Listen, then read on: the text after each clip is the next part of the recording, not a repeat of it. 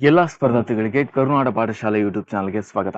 ಯಾರೆಲ್ಲ first time ಏನಾದರೂ ನಮ್ಮ ಚಾನಲ್ ನೋಡ್ತಾ ಇದ್ರೆ ದಯವಿಟ್ಟು ಸಬ್ಸ್ಕ್ರೈಬ್ ಮಾಡ್ಕೊಳ್ಳಿ, ಹಾಗೆ ಪಕ್ಕದಲ್ಲಿರುವಂತಹ ಬೆಲ್ ಐಕಾನ್ ಕ್ಲಿಕ್ ಮಾಡ್ತಾನೆ ಯಾವುದೇ ಕಾರಣಕ್ಕೂ ಮರಿಬೇಡಿ. ಸೊ ಬನ್ನಿ ಡೈರೆಕ್ಟ್ ಆಗಿ ವಿಷಯಕ್ಕೆ ಹೋಗೋಣ. ಈ ಒಂದು 3300 ಏನು ಪೊಲೀಸ್ ಕಾನ್ಸ್ಟೇಬಲ್ ಇತ್ತು, ಈ ಒಂದು ನೇಮಕಾತಿ ಅರ್ಜಿ ದಿನಾಂಕವನ್ನ ಅವರು ಜುಲೈ 3ಕ್ಕೆ ಕೊನೆಯ ದಿನಾಂಕ ಅಂತ ಹೇಳಿದ್ರು. ಆಯ್ತಾ, ಅಂದ್ರೆ ನಿನ್ನೆ ಜುಲೈ 3ಕ್ಕೆ ಕೊನೆಯ ದಿನಾಂಕ ಅಂತ ಹೇಳಿದ್ರು. ಸಾಕಷ್ಟು ಸರ್ವರ್ ಸಮಸ್ಯೆ ಹಾಗೂ ತಾಂತ್ರಿಕ ದೋಷಗಳು ಎದುರಾಗಿದ್ದರಿಂದ ಹಲವಾರು ಸಂಘಟನೆಗಳು, ವಿದ್ಯಾರ್ಥಿಗಳು ಕೆಎಗೆ ಸಂಪರ್ಕ ಮಾಡಿದಾಗ ಇವಾಗ ಅರ್ಜಿ ದಿನಾಂಕವನ್ನು ವಿಸ್ತರಿಸಿದ್ದಾರೆ. ಈ ಕುರಿತು ಅಧಿಕೃತ ಮಾಹಿತಿ ಯಾವುದೇ ರೀತಿಯಾಗಿ ಈ ಒಂದು ಕೆಎ ವೆಬ್ಸೈಟ್ ಆಗಿರ್ಬೋದು ಅಥವಾ ಅವರು ಟ್ವಿಟರ್ ಖಾತೆ ಆಗಿರ್ಬೋದು, ಎಲ್ಲಿ ಕೂಡ ನಿಮಗೆ ಕಂಡು ಬರೋದಿಲ್ಲ ಈ ಕುರಿತಾದಂಥ ಒಂದು ಮಾಹಿತಿ. ಆದರೆ ಈ ಕುರಿತಾದಂಥ ಮಾಹಿತಿ ನಿಮಗೆ ಎಲ್ಲಿ ಸಿಗುತ್ತಪ್ಪ ಅಂದರೆ, ಈ ಒಂದು ಗಮನಿಸ್ತಾ ಇರ್ಬೋದು ನೀವೊಂದು ಈ ಒಂದು ಕೆಇ ವೆಬ್ಸೈಟ್ನ ಓಪನ್ ಮಾಡಿದಾಗ ನೇಮಕಾತಿ ಅಂತ ಇರುತ್ತೆ ಗೊತ್ತಾ. ಈ ಸೆಕ್ಷನ್ನಲ್ಲಿ ಸಿವಿಲ್ ಪೊಲೀಸ್ ಕಾನ್ಸ್ಟೇಬಲ್ ನೇಮಕಾತಿ ಹೋಗಿ RPC ನಾಲೆಜ್ಗೆ ಕ್ಲಿಕ್ ಮಾಡಿದಾಗ ಈ ಒಂದು ಆನ್ಲೈನ್ ಅರ್ಜಿ ಸಲ್ಲಿಕೆ ಲಿಂಕ್ ಸರಿಯಾಗಿ ವರ್ಕ್ ಆಗ್ತಾ ಇದೆ. ಯಾವುದೇ ರೀತಿ ಸರ್ವರ್ ಸಮಸ್ಯೆ ಇಲ್ಲ ಮತ್ತು ಅದು ಕ್ಲೋಸ್ ಕೂಡ ಆಗಿಲ್ಲ. ಓಕೆ, ಗಮನಿಸ್ತಾ ಇರ್ಬೋದು ಯಾವುದೇ ರೀತಿ ಕ್ಲೋಸ್ ಆಗಿಲ್ಲ, ಅಪ್ಲಿಕೇಶನ್ ಹಾಕಕ್ಕೆ ಬರ್ತಿದೆ.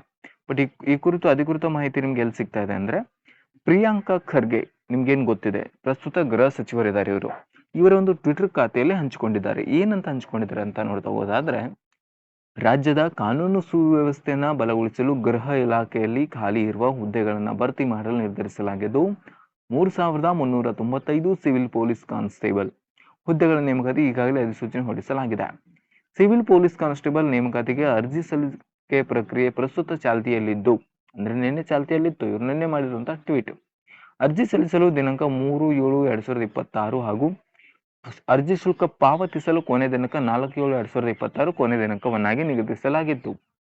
ಆದರೆ ಕೆಲವು ಅಭ್ಯರ್ಥಿಗಳು ಪ್ರಾಧಿಕಾರಕ್ಕೆ ಸಲ್ಲಿಸಲಾದ ಮನವಿಗಳಲ್ಲಿ ತಾಂತ್ರಿಕ ಸಮಸ್ಯೆಗಳು, ಪ್ರಮಾಣ ಪತ್ರವನ್ನು ಪಡೆಯಲು ವಿಳಂಬ ಹಾಗೂ ಅನೇಕ ಕಾರಣಗಳಿಂದ ನಿಗದಿತ ಅವಧಿಯೊಳಗೆ ಅರ್ಜಿ ಸಲ್ಲಿಸಲು ಸಾಧ್ಯವಾಗಿಲ್ಲ ಹಾಗೂ ಈಗಾಗಲೇ ಸಲ್ಲಿಸುವ ಅರ್ಜಿಗಳಲ್ಲಿ ತಪ್ಪಾದ ಮಾಹಿತಿಗಳನ್ನು ನಮೂದಿಸಿದ ಹಿನ್ನೆಲೆಯಲ್ಲಿ ಅರ್ಜಿಯ ವಿವರಗಳನ್ನು ತಿದ್ದುಪಡಿ ಅವಕಾಶ ನೀಡುವಂತೆ ಕೋರಿದ್ದಾರೆ. ಆಯ್ತಾ, ಅರ್ಜಿ ತಿದ್ದುಪಡಿ ಎಡಿಟ್ ಆಪ್ಷನ್ ಕೊಡಿ ಅಂತ ಕೇಳ್ಕೊಂಡಿದ್ದಾರೆ. ಬಟ್ ಇವರ ಪ್ರತಿಕ್ರಿಯೆ ಏನಿದೆ ಅಂದ್ರೆ, ಅಭ್ಯರ್ಥಿಗಳ ಮನವಿಗಳನ್ನ ಪರಿಗಣಿಸಿ ಅರ್ಹ ಅಭ್ಯರ್ಥಿಗಳಿಗೆ ಸಮಾನ ಅವಕಾಶ ಕಲ್ಪಿಸುವ ಉದ್ದೇಶದಿಂದ ಅರ್ಜಿ ಸಲ್ಲಿಕೆ ಹಾಗೂ ಅರ್ಜಿ ತಿದ್ದುಪಡಿ ಕುರಿತು ವೇಳಾಪಟ್ಟಿಯನ್ನು ವಿಸ್ತರಿಸಲು ಅನುಮೋದಿಸಲಾಗಿದೆ. ಪರಿಷ್ಕೃತ ವೇಳಾಪಟ್ಟಿ ಪ್ರಕಾರ ಆನ್ಲೈನ್ ಅರ್ಜಿ ಸಲ್ಲಿಕೆ ಹಾಗೂ ಶುಲ್ಕ ಪಾವತಿ ಕೊನೆ ದಿನಾಂಕ 8/7/2026 ಸಂಜೆ 4 ಗಂಟೆ ಆಗಿರುತ್ತೆ ಹಾಗೂ ಅರ್ಜಿ ತಿದ್ದುಪಡಿ ಮಾಡಲು 12 ಜುಲೈ 2026 ಆಗಿರುತ್ತೆ. ಆಯ್ತಾ, ಈ ಕುರಿತು ಅರ್ಜಿ ತಿದ್ದುಪಡಿ ಮಾಡೋದಕ್ಕೆ ಅವ್ರು ಒಪ್ಕೊಂಡಿದ್ದಾರೆ.